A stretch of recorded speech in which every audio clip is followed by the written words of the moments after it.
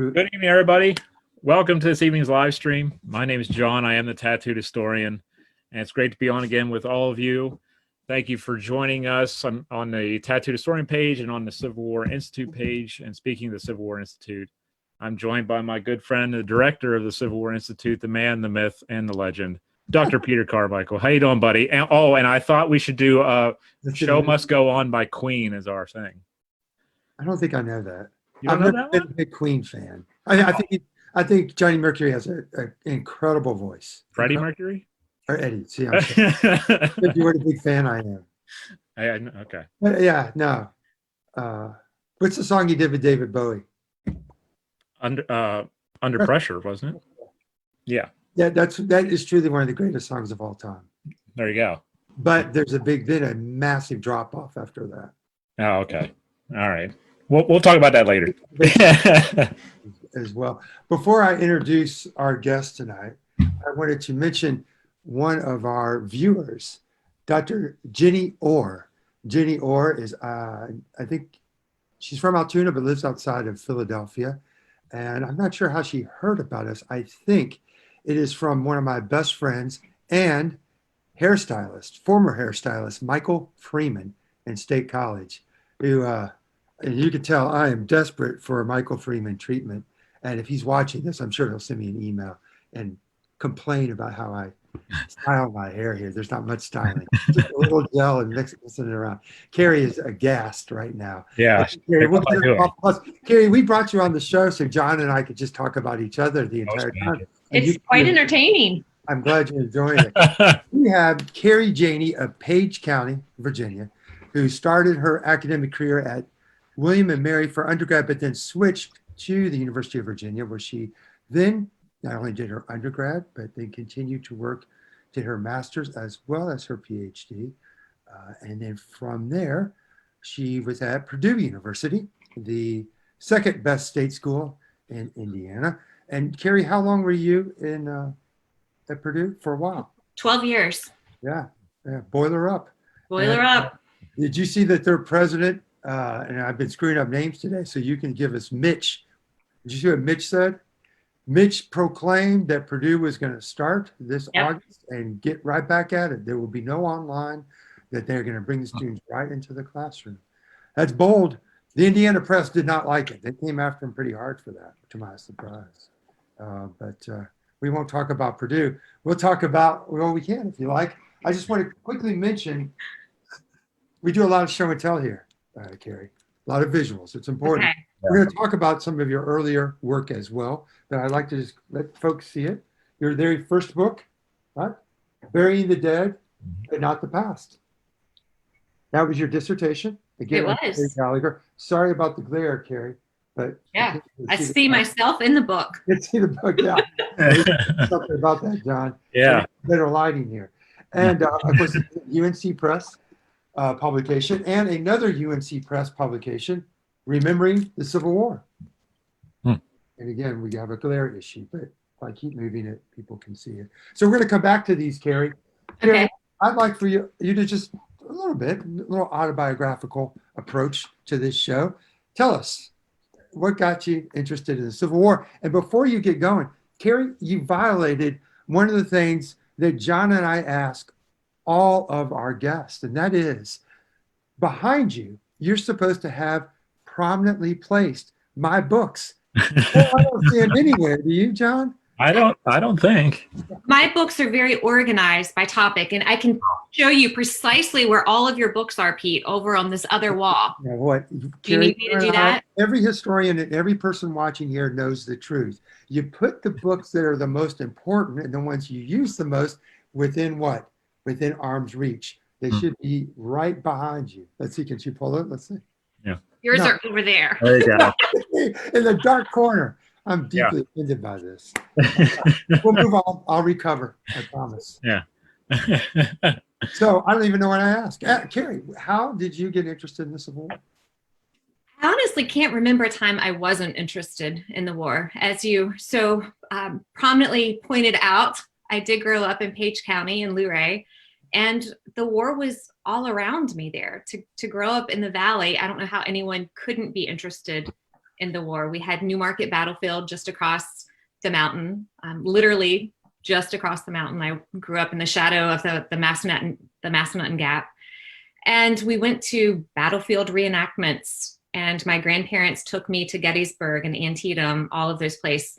My mother was a teacher, so we went to Williamsburg and Yorktown and did all of those historic type family vacations. Admittedly, when I went to college, I thought I would follow in the footsteps of my father and grandfather and go to law school. And then my fourth year, senior year at Virginia, I took a class pass-fail by this guy named Ed Ayers. And that was it. That was the writing on the wall. And I thought, this is an option. I was blissfully ignorant of the academic job market. But that was it. When the potential, so I majored in politics undergrad. In undergrad, I didn't know that. Mm-hmm. Huh. Well, it's worked out well for you. What I failed to mention is that she is the John Now Professor of Civil War History at the University of Virginia, and is also the director or co-director. Director. You are the director at the Now Center, which does all kinds of important work in our profession, from giving scholars fellowships to do work. It's the Smalls Library, is that correct, or archives? The small library, the special collections library. Great special collections. They also, at the University of Virginia, have a range of speakers that come in that, of course, talk to the general public, but also work with graduate students. Mm-hmm. So for those youngsters out there, of the many places to go to Civil War era history, it's hard to imagine a better place than UVA, because they have Carrie and they also have Liz Varon, and of course you have other people in the bullpen as we speak. Carrie, I'm going to ask you a question. It's a serious one, and I know that you think that I'm trying to set you up, and I truly am not. But I think it is important for you to talk about what it means to be a woman who works in the field of Civil War history, because although I'm not that much older than you, when I was in graduate school, there weren't very many women. Look, did you see her rolling her eyes? Yeah, I saw that. Yeah, that's right. Yeah, yeah. I'll go back and I'll start calling myself your mentor. Someone referred to me as her mentor, which I liked, and I'm going to start saying that. If you think I'm an old man, then I'll be your mentor. So tell us, so what, like I said, when I was in grad school, there weren't many women who were, in the game. In fact, it was really, to be honest with you, was kind of Leslie Gordon. Susanna Earle was just behind her, and Anne, right? There weren't a lot of folks. So Carrie, tell us, what does it mean to be a woman practicing in this field? Well, it's changed substantially, as you point out, even in the past 10, 15 years, in terms of not only how many women are in the field, but the types and ranges of things that women studying the Civil War are studying. It's not just studying women in the Civil War anymore. Many of those people that you just named, and many, many others, Katie Shively and others, are studying military history as well. And it's both refreshing, and it's also in some ways unremarkable that women should be studying the same things that men are, and we're just as capable and just as equipped to do the military and political history as anyone else. Yeah, truly a sea change in the last 10 years in terms of how many women are at Research One institutions or other fine institutions. We had Angie Zombeck, assistant professor at UNC Wilmington. She did just a fantastic job on Civil War prisons. She was excellent. And there's really a very long list, and no excuse now that a conference related to Civil War history doesn't have women on the program. I mean, absolutely. It's just almost inexcusable. I mean, there are some challenges still, and I know it firsthand. It's still tough to find women academic scholars who can give battlefield talks that have that experience. There are more, but there's just a handful. You being one of them. Katie Shively's another. Susanna. Yeah. And so Jennifer Murray. Yes. I mean, Jen Murray, again, is another person who's practiced in our field for a long time.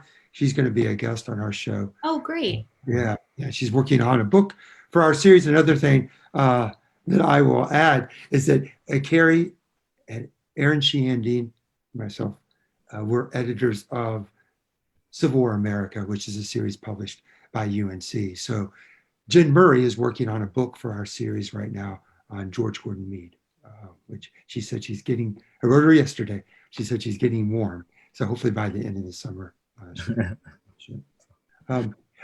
Carrie, again, I want to say again, what is so gratifying is just not that there are more women practicing in our field, and we can't overlook public historians. Beth Parnitska, one of my former students, she is going to be on the show. She's at Appomattox. Yes. Kathy Wright, who was really the head curator for the American Civil War Museum in Richmond. She's now in Scotland. Another one. I mean, the point is that, and they're not just doing women's history, which is just wonderful. I'll be blunt. I'd like to see the time when people of color are not expected to do history that's related to African Americans. They want to do it, fine, go to it. But I think it's unfair to place that kind of expectation. And I hope that we get a day when we can get men who feel more comfortable to be working in women's history and have a legitimate chance of getting a job, right? When you work in it, you're probably not going to get a job doing women's history as your specialty in the academy. I think that would be tough. Okay, we can now get to the topic at hand. Show and tell, Carrie, right? Okay. Yeah. There we go. Journal of Civil War Era. We're plugging it a great deal these days. Yeah. What did we show about before? I can't even remember. It was Juck and Browning's piece. Yeah. Juck and Browning did this piece on why tactical or traditional military history matters. Right. And here we have it. Carrie Janney, free to go where we liked. Lee's Army. After Appomattox. After Appomattox. It's the Army of Northern Virginia after Appomattox. Sometimes he needs help with titles. It's You fine. really do. We'll help him out. Yeah. I'm off my game. I messed up Mercury's first name there. I feel awful. You haven't seen the movie yet? No, I have not. Oh. I'm into, and I'm all serious, I'm into Polish movies on Netflix. They're fantastic. Side note, we can talk about that later, Carrie. They're quite good. All right. So, Carrie, John, would you like to ask the first question? I feel like I'm sort of not keeping us on track tonight. Okay. I can do it, whatever you'd like, John.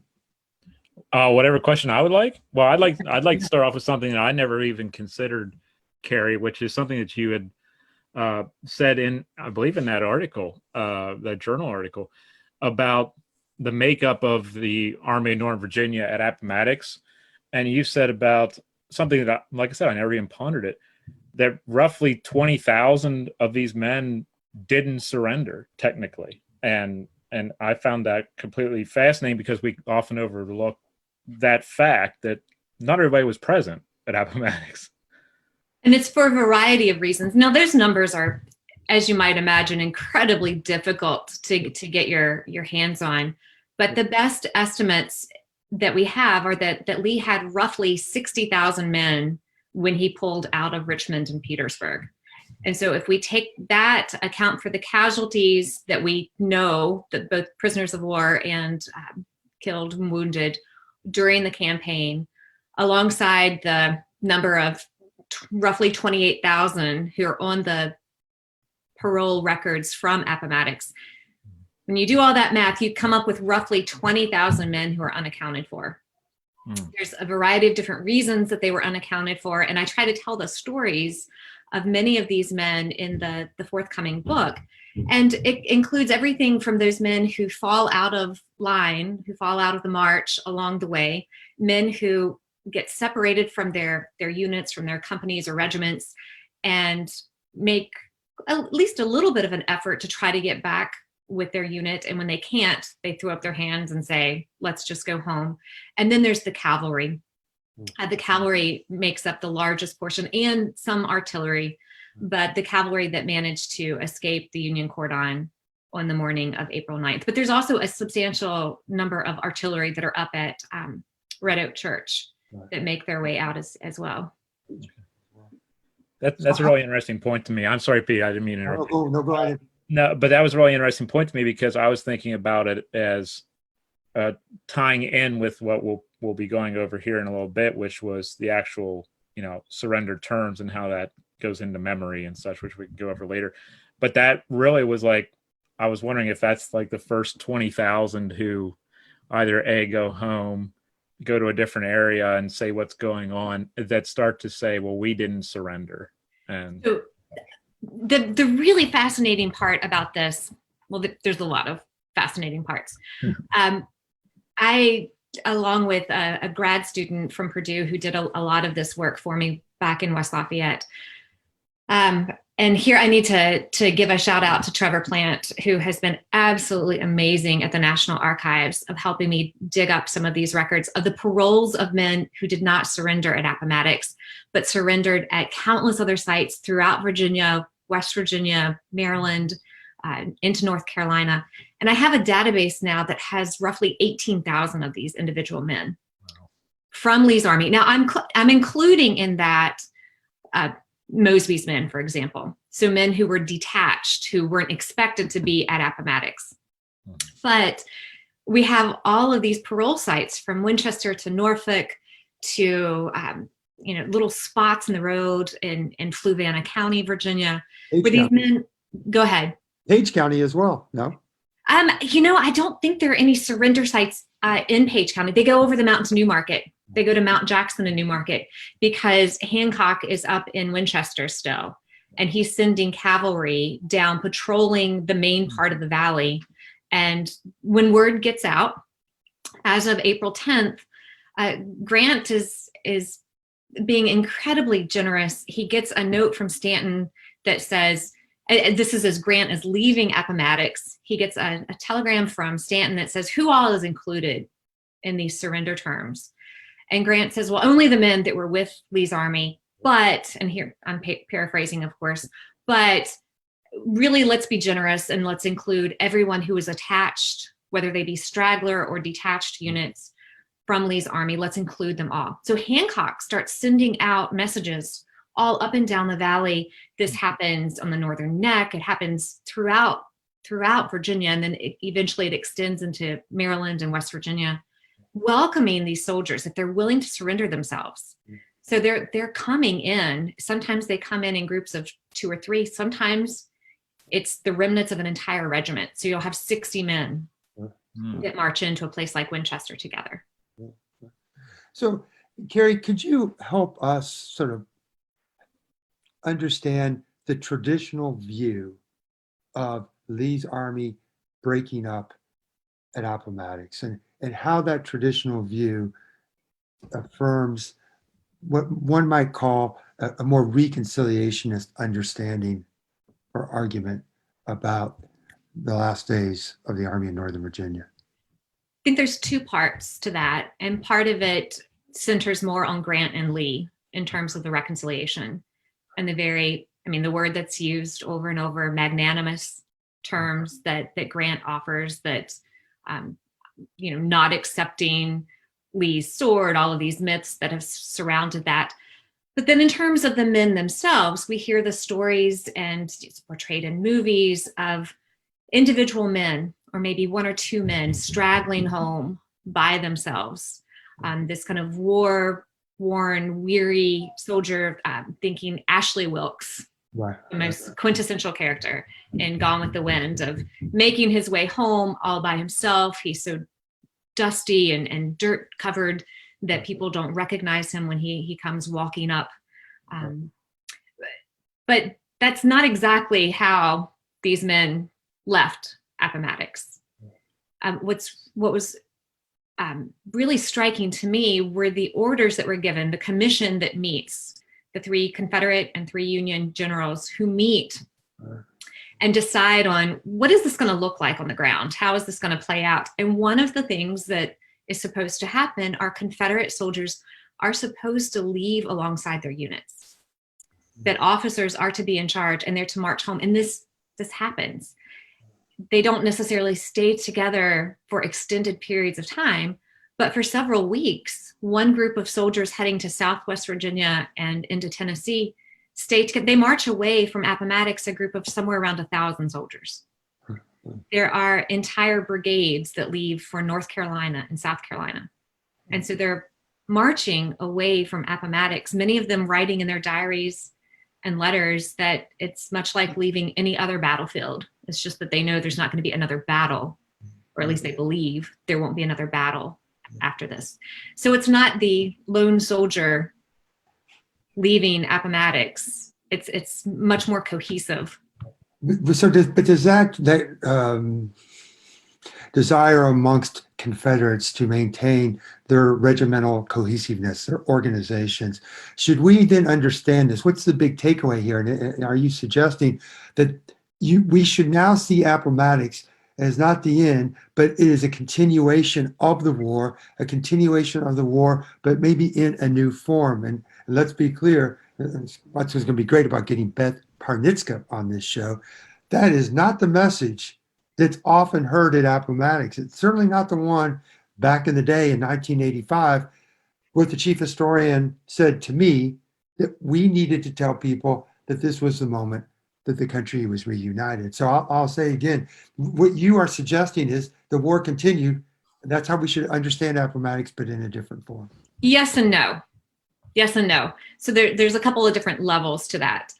I think most of those soldiers who were at Appomattox, those Confederates who stayed the course and who were there to get their parole papers, to get their parole passes, to have their names on that parole list, those men, for the most part, at least if you read what they've left us, suggest that they know that the Army of Northern Virginia is done, and at least this part of the war is no more. Now, among those 20,000 men who weren't there, especially those cavalry who deliberately escaped and made plans to meet up in places like Lincolnton, North Carolina, and other places, they had every intention of resuming the fight. This is Tom Rosser, this is Tom Munford, and countless other privates who are on their way to join up with Johnston and others and continue the fight. So for them, no, Appomattox was not the end of the war. For the men who were paroled there, it's a real tension between knowing that the Army of Northern Virginia has essentially been dissolved, and yet their status as soldiers doesn't end immediately. And this is a nuance and a kind of a small argument that I'm making, but their experience as soldiers doesn't end in that moment. And I think it helps us to better understand veterans if we understand that it's not this line in the sand that memory and history has led us to believe Appomattox marks. Before I turn it back over to John, just very quickly, could you just describe for us the range of behaviors amongst these men? Because, okay, they're not all going back as individuals. Yes, they maintain some of their military organization, right? Mm-hmm. And some of those organizations, as they get farther and farther into the South, they start to splinter apart a little bit. Yes, they do. So, yes. So again, with that understanding, how did these men actually behave, right? Are they just relieved to be alive? Are they turn into, thugs and they are terrorizing civilians? Are they scheming to somehow get back at the Yankees? What's going on here in terms of behavior and emotions? All of those things. There certainly were instances of pillaging and stealing, and there's a lot of vigilante committees that spring up in counties throughout Virginia and into North Carolina that are afraid of what these disbanded soldiers, what it's going to mean for their lives. So there's some of that. I think there's two stereotypes. Maybe I should back up here and say that there's two stereotypes that we see in movies and fiction. It's either the Ashley Wilkes of the defeated lone soldier walking home, or it's these partisan bands that are raising hell and havoc as they just blister the countryside on their way home. And I think those are the two extremes, that what we find, or what I found more often was the case. Men from Virginia tended to leave in smaller groups. They were closer to home. They didn't have as far to go. But those from North Carolina, from the Deep South, are leaving for the most part. They're marching, and they're talking in their diaries. Many of these diaries don't end at Appomattox, so they're using the same language that they used in their wartime diaries. They talk about how many miles a day they march. They talk about rations. They talk about stopping at a local mill and confiscating goods because they are the Confederate Army and they believe they're entitled to any of the provisions that Confederate civilians have created. But there's also then they start to splinter. The farther they get from Appomattox, they realize that it's more difficult to get food in these large numbers. So they're intentionally splitting up. They're brigade commanders that realize that they're gonna hold on to the parole passes, all those famous passes that we see of Appomattox. Right. They're not all doled out on the field at Appomattox. Grimes and others hold on to these passes until they decide to split up their units, and then they hand them out. So there's this intentional notion of staying together as units and to maintaining control. And many of the officers are quite aware. Remember, they still have their sidearms. Yeah, that's right. And I don't think that's just about honor and tradition. There's also a real reason that they still have their sidearms. What do you think, Carrie, about with those surrender terms and how they're perceived by both sides really going forward? And we've heard there a lot of people with their opinions of they're too lenient, they don't go far enough, etc. And these men marching off for home, whether it's Tennessee or wherever, together. And it seems like there's not a clean break from the military civilian aspect of who they are now. Mm-hmm. How do you think this impacts post-war recollections, like right afterwards? They're marching home as a military band, basically. Right. So in terms of how they're viewing, are you asking how they're viewing their experience is what I mean, as far as like, how are they viewing it? Terms meant? Yeah, in their diaries and such, how are they viewing it? If they're marching home together as a unit for the most part until they get further out, are they still seeing the causation of the reasoning for their service still marching with them? Are they still believing in such things? Because I saw there was some in one of the lines, there was some violence against some federal troops mm-hmm. that were done by Confederates, especially federal troops who were USCT troops. Mm-hmm. The Floridians that kill several USCT men, soldiers on their way home. Not just one, but several along the way. Yeah, and I saw they got away with it or something like that. So that kind of leads me to believe that those kind of mindsets of we can attack African Americans and get away with it, or we can, whatever with this memory, that kind of stuck out to me in the writing. So I don't think this is exactly what you're asking, but I'm gonna jump on this, and then maybe we can come back to what you were initially starting with. But the incidents that you're talking about, members of the Florida Brigade, mm-hmm. that both in Virginia and when they get to Georgia, kill several different USCT sentinels and other soldiers along the way. And what I'm thinking, and the argument that I make both in that journal article and in the larger book project, is that there's a continuation, there's a through line to the way in which these men treated not only enslaved men and women, but African-American soldiers during the war. And then as we look into Reconstruction, that we shouldn't see quite the stark break that we think we see between the treatment of African-Americans before and after emancipation. That there's this notion that violence can be employed or deployed against African-Americans for any reason, and there won't be any retribution for doing so. The Confederate Army, Confederate government had looked the other way. They happened to get away with it on their way home from Appomattox, but then we see that violence just escalate during the post-war and Reconstruction. So that's one of those continuities. So I'm going to give you a little pushback here. Okay. It's not because you don't have my books behind you, but it is because the violence that the Floridians displayed, and there's some other examples as well. I think at least of some of these small bands of Confederates taking rocks because they don't have weapons and pelting, I think, some former slaves.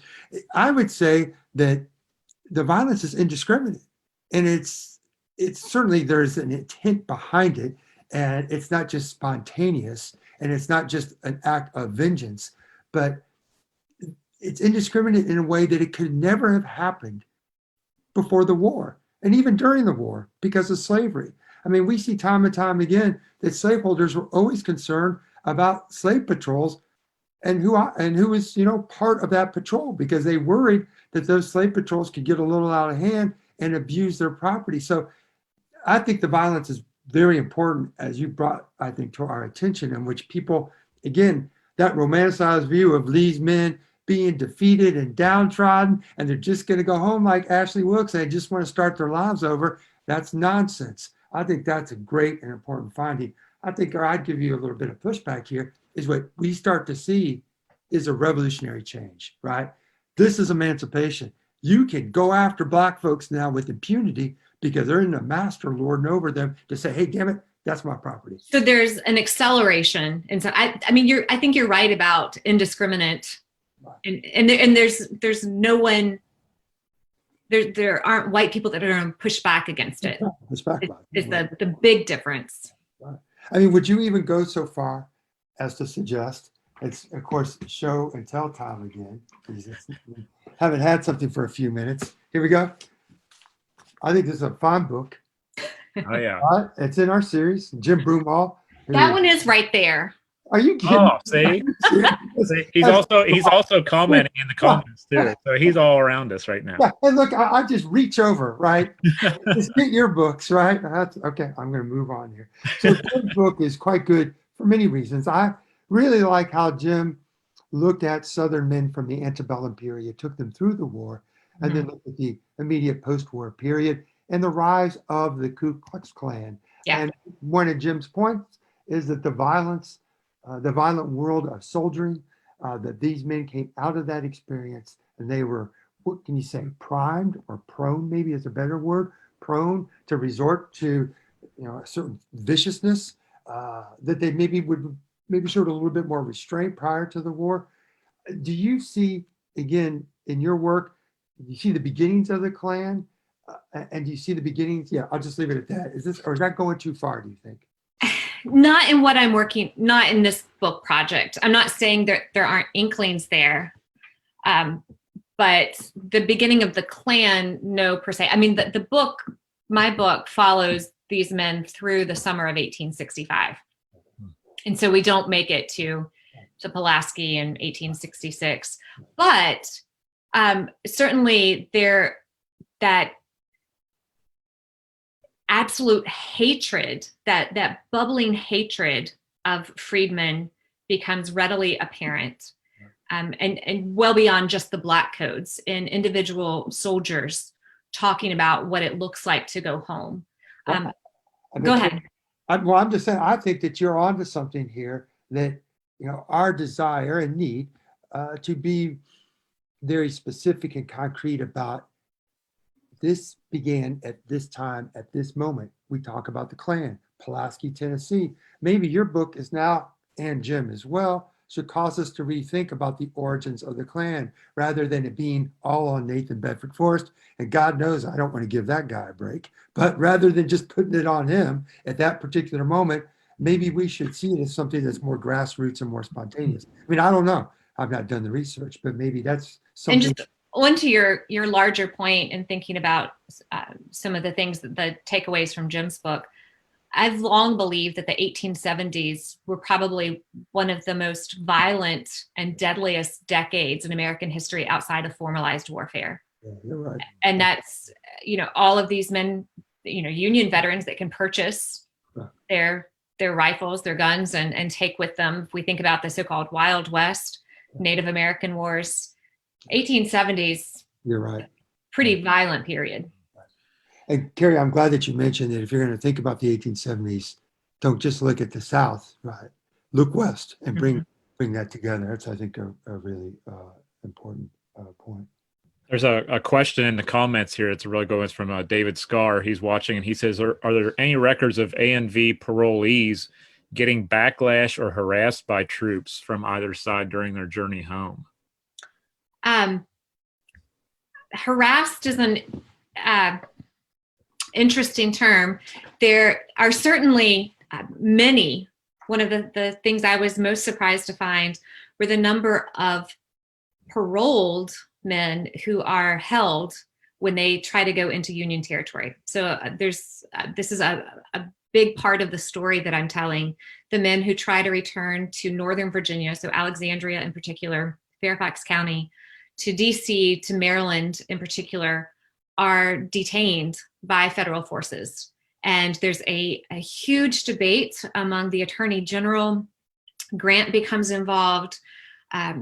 Stanton becomes involved as to whether these men who left loyal territories, namely Maryland and West Virginia is a whole nother story, but whether these men now have homes in those loyal states. And many of them are detained for weeks at a time, and some of them even longer, even though they have been paroled. They're not just men who fled from Lee's army, but they have their papers with them. There's a great example of a man named Thomas Murray who tries to go back to Fairfax, and he's learned of his father's death, but it's behind Union lines.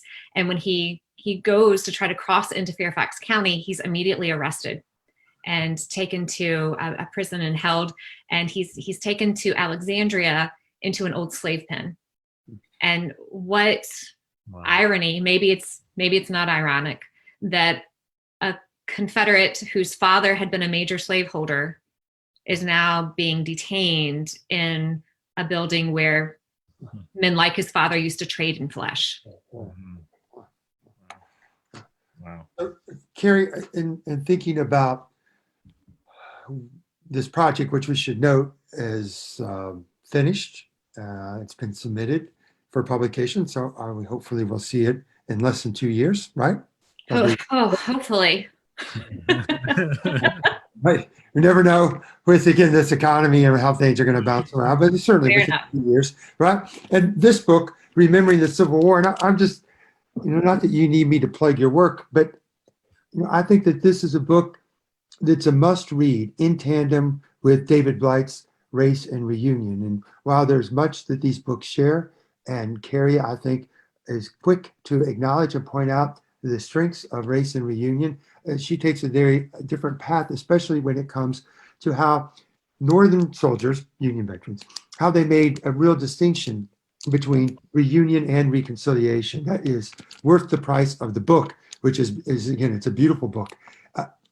I'm just curious again how this current project fits within your broader thinking on the sort of grandest terms. I want our audience to think about, how should we frame Reconstruction and reconciliation? How does this project in Appomattox, how does it figure in, if it does at all, within your conclusions and findings in this book? Yeah, so in some ways, they're projects of opposite scale. So Remembering looks at the war through roughly 1939, through Gone with the Wind. Big picture examination of how Black and white, men and women, Unionists, Confederates grappled with what the war meant and how that meaning changed over time and how they would use it for social and political, as a social or political tool. The chapters that I really began with and were twice as long as they became in Remembering were those early chapters. I think I've always been drawn to that. I mean, in Burying the Dead too, is 1865, 1866 is the starting point. And I've always really been intrigued and find that period of ending, not just the American Civil War, but civil wars. How do they come to a conclusion? I kept coming back to that period.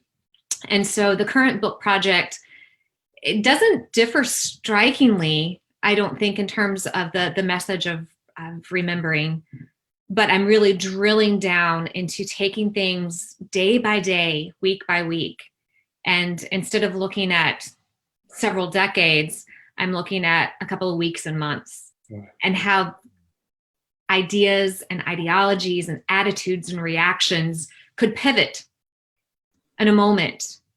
And the ways, the uncertainty, I think that's the thing that I have enjoyed most about this project, is we think we know this narrative. We think we know this story. There's Appomattox, Lincoln's assassination, the trial of Lincoln's assassins, a tightening, and then a lessening by Johnson, and then we have radical Reconstruction.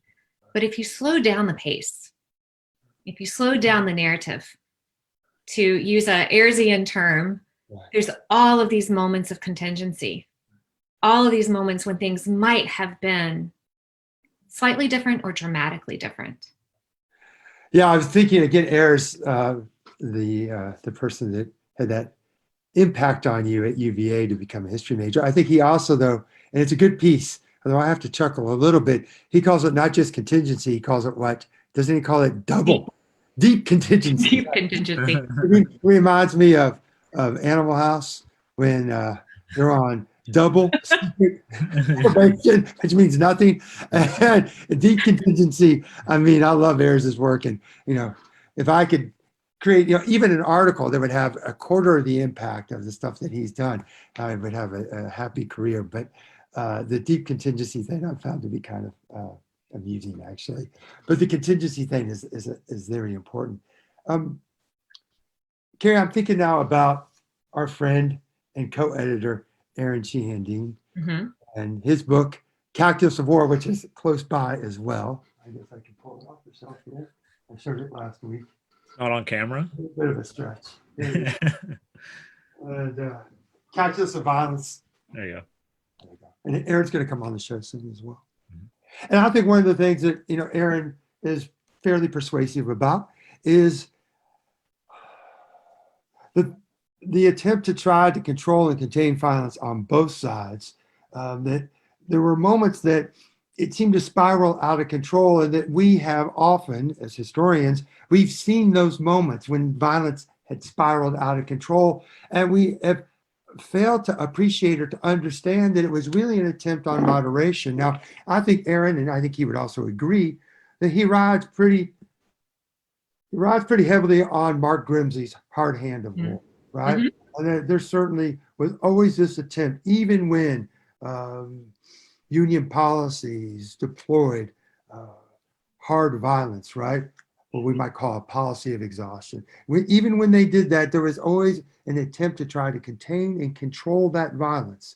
So I ask you now, as we look at the very end of the war, and again, I think what you've told us tonight, let's not look at Appomattox as the sharp end, right? We need to open up this window a little bit, look at those months that followed Appomattox, and what do we see here in terms of violence? The violence that these veterans, that they were willing to continue to use, whether it be against blacks, maybe against some Northern soldiers if possible, or against Southern civilians. Does your findings, does it fit within this book at all? So in a couple of ways, and for what it's worth, Pete, Aaron's book is right over here beside your book. All right. Yeah, I'll just accept it. That's true. I think as much as I didn't find the extent of violence against the home front, against civilians, as one strain of historiography suggests, that these Confederates were looting soldiers. There's absolutely the instances that we've already talked about with the African-American soldiers. There's certainly men that are taking mostly food. That's not excusable.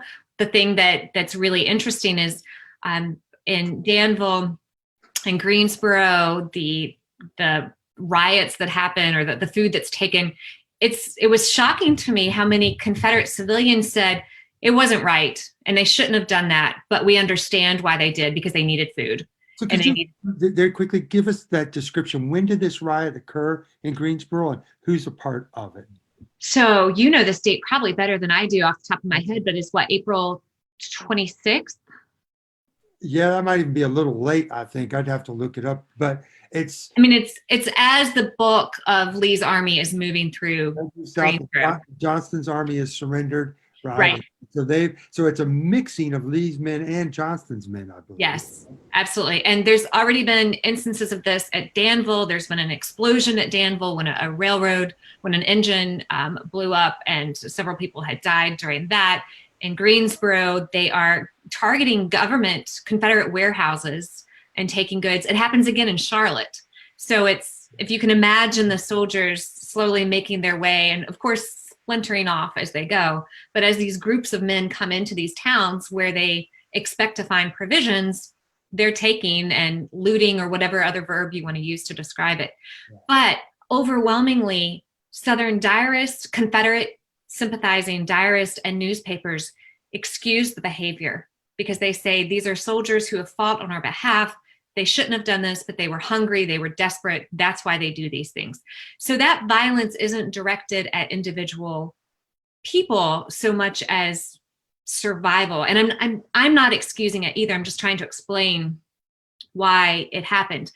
But in terms of getting back to Aaron's book, I think there is a sense of measuring, of controlling, that officers that stay with these large groups of men are very concerned and are constantly giving them orders.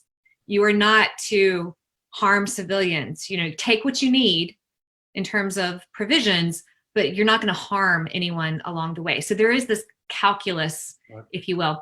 The other really important point that I'll make, though, is that Grant and Sherman were both extremely worried about guerrillas and partisan warfare.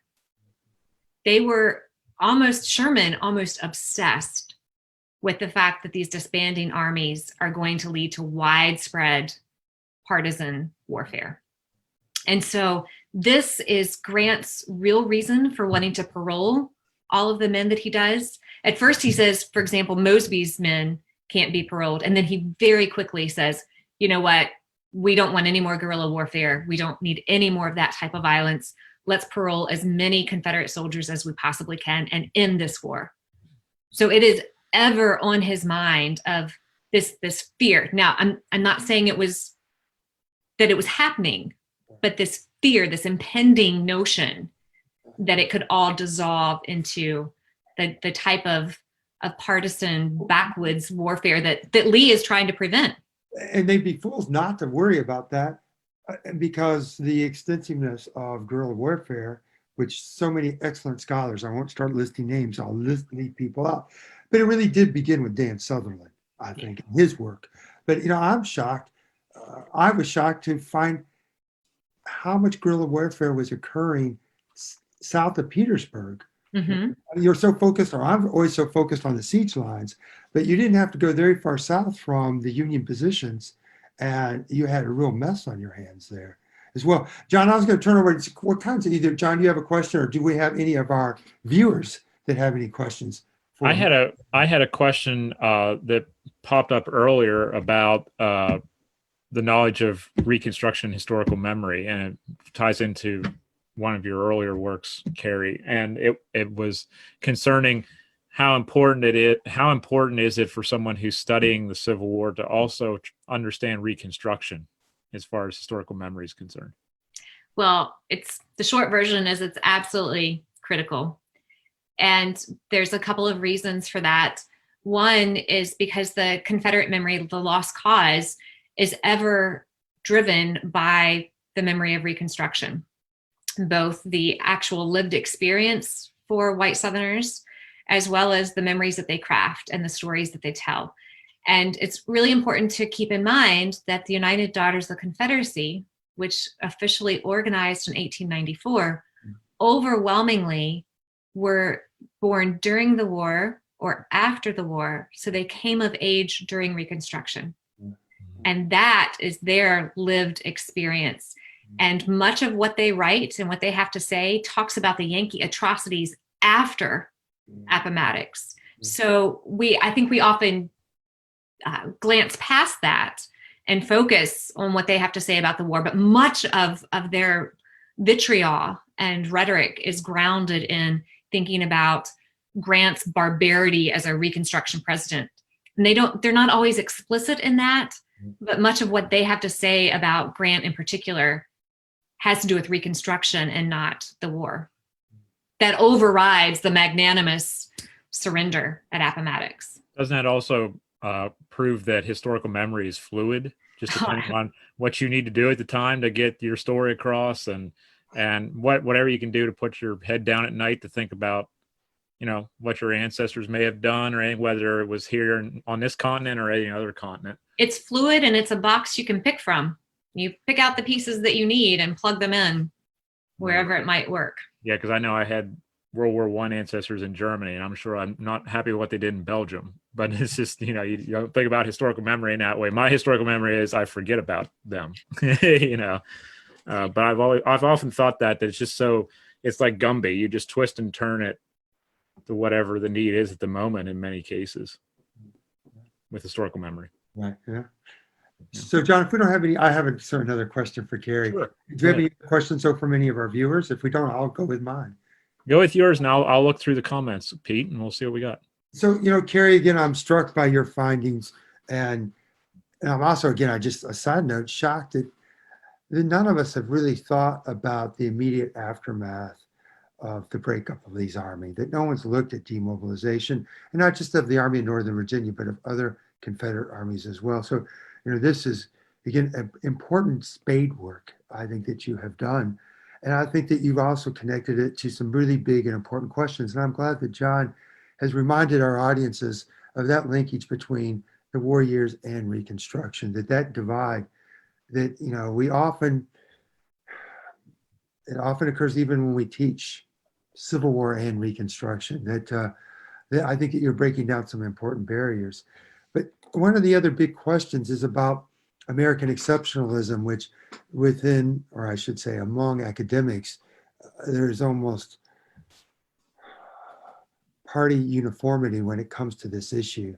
For anyone to suggest, to even hint that the US experience was exceptional or different from what was occurring in the rest of the globe, it almost gets you banished, right, from the profession.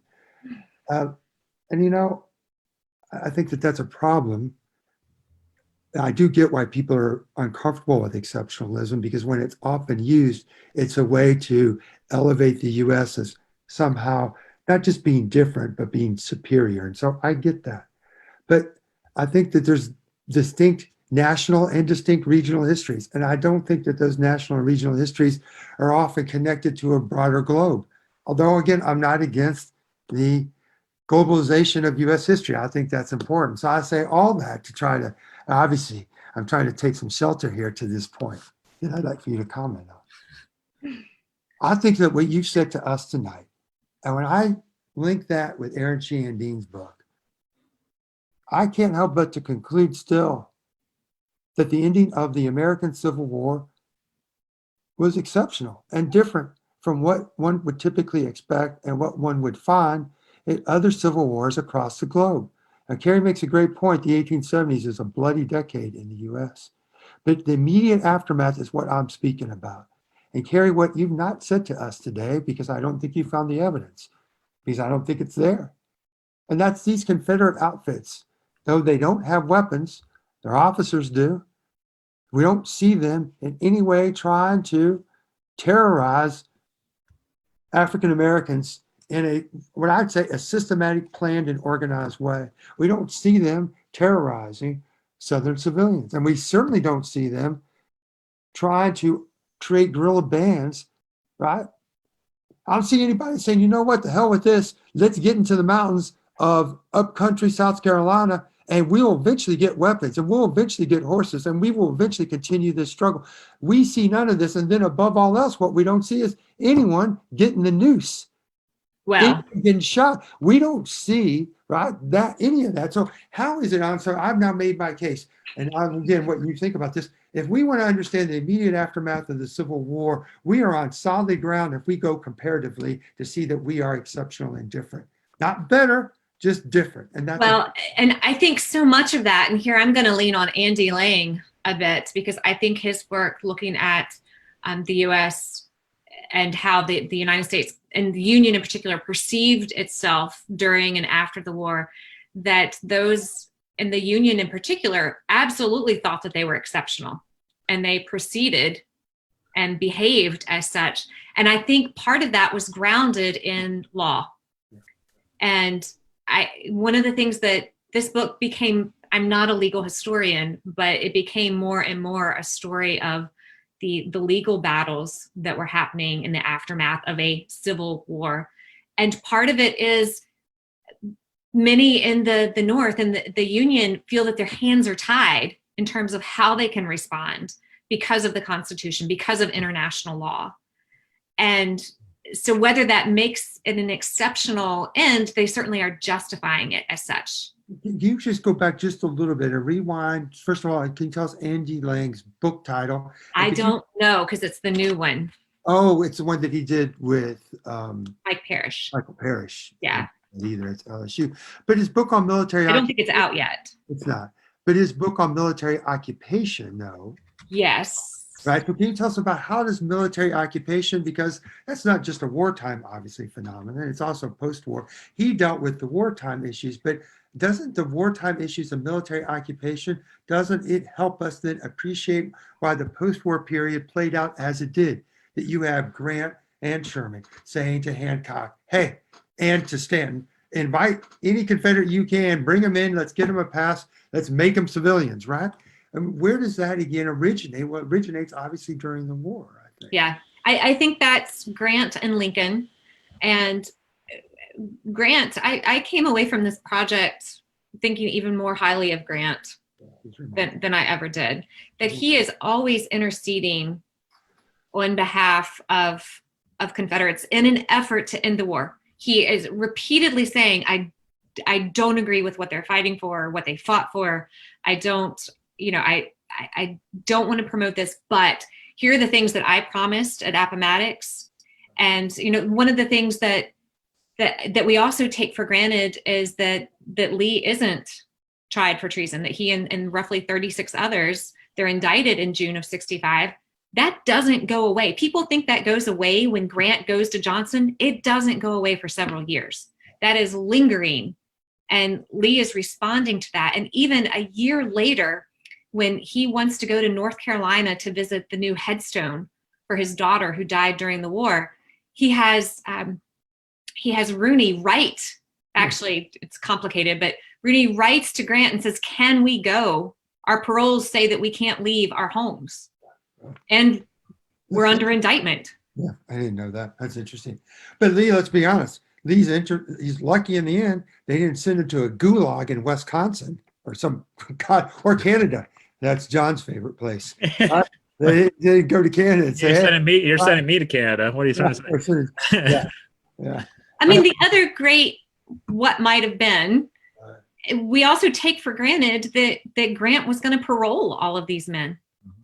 We need look only at the Revolutionary War. And here I'll give a shout out to my former colleague and dear friend at Purdue, T. Cole Jones, and his book on prisoners of war in the Revolution, to know that all those men that surrendered, those British soldiers that surrendered at Yorktown, they don't get to go home. They don't get paroled. They get sent to prisoner of war camps for several years. Oh God, I didn't know that could have happened too. Yeah, absolutely. So we shouldn't take for granted how the war plays out. Right. But we should, in fact, note where it's distinct and different from other civil wars.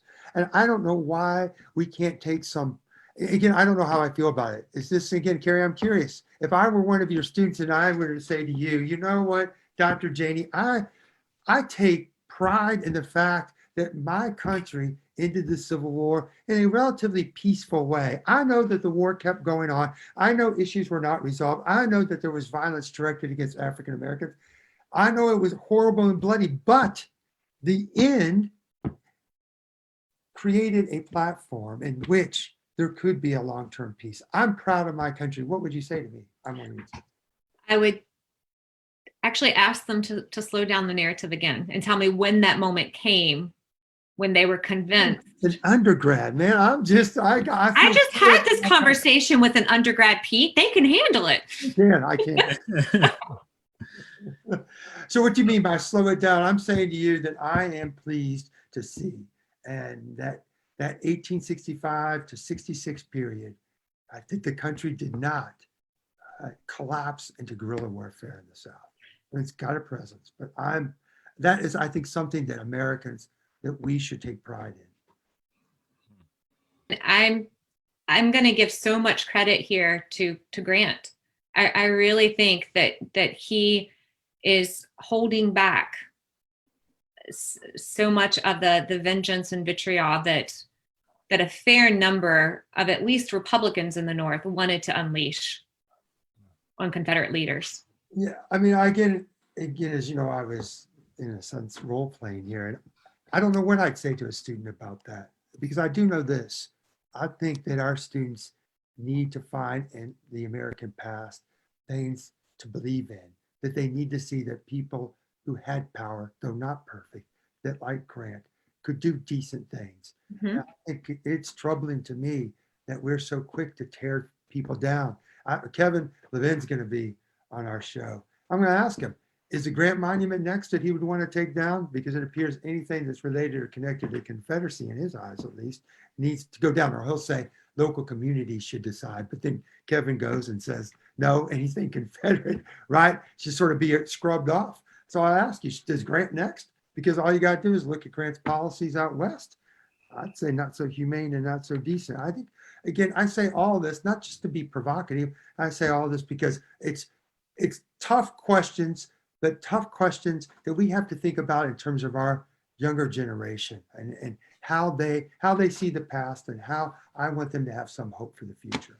And I would add that we shouldn't wallow and we shouldn't adorn ourselves with what Robert Penn Warren called the treasury of virtue. And this notion that there is a virtuous past that we can somehow wrap ourselves in, that we need to confront the past with all of its warts and ugliness, and look it in the eye and say, we can do better and we can learn from this, rather than let's not talk about that because that was ugly. That was ugly, right. And pretend that we had no connection or relationship to it. Because right now you have no idea that the North, right, was absolutely indispensable to the production of cotton and institution of slavery. I mean, you'd have no idea now. The South existed an island into itself, which is something that's going to be fun to talk to Kevin about as well. John, do we have any final questions from our viewing audience? Well, Kevin is in the comments. He says he can't wait to get that question. I feel like the stat guy on the sports things. I looked up Andrew Lang's book. It's American Civil War in the World: Limited War, Limited Peace.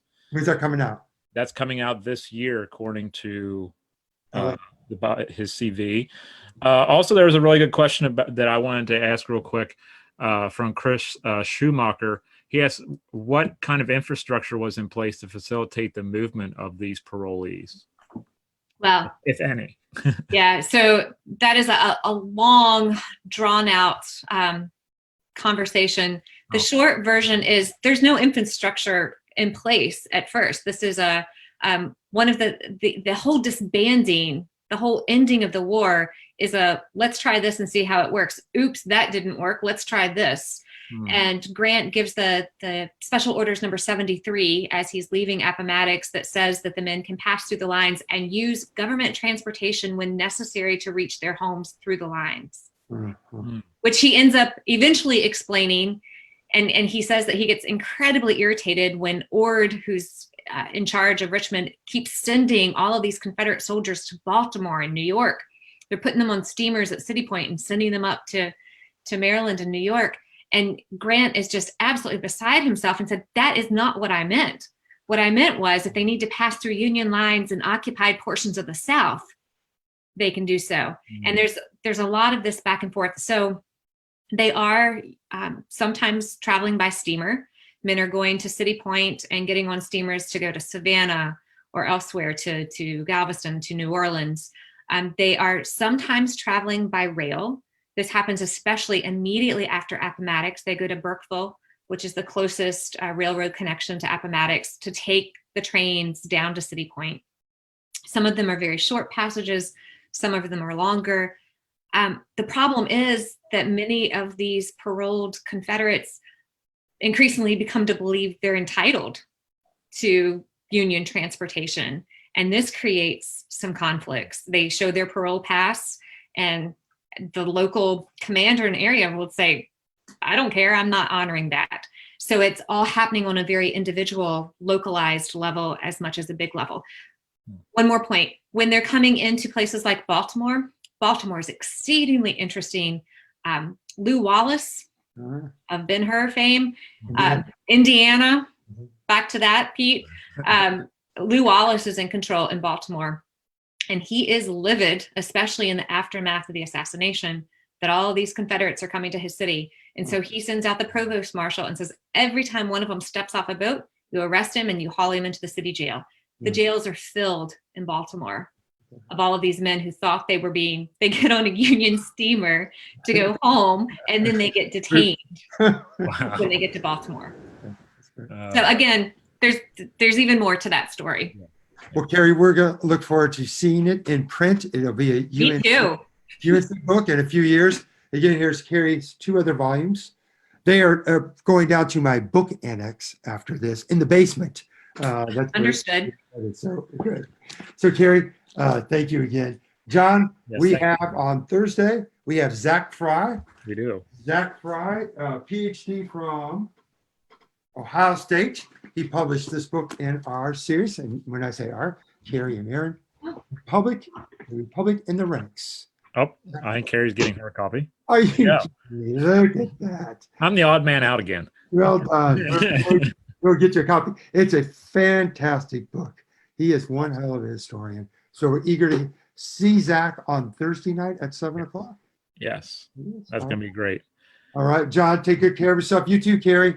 Carrie, thank you so much. Thank you so much, Carrie. Tell Spence and Cam I said hello. All right. And, thank you, Pete.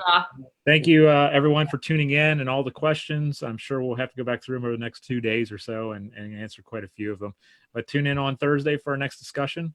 Have a great night, everybody. Take care of yourself.